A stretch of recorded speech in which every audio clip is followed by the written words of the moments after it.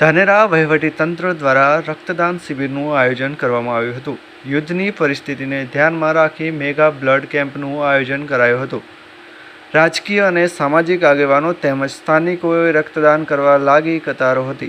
Dhanera police કર્મીઓએ પણ રક્તદાન કરી દેશ સેવાની કરી હતી અપીલ. 500 જેટલા બોતલ રક્તદાનમાં એકત્ર કરવાનો ધ્યેય સાથે કેમ્પનું આયોજન કરવામાં આવ્યું હતું. હિન્દુ મુસ્લિમ સમાજ એકતા બતાવી કર્યું હતું રક્તદાન.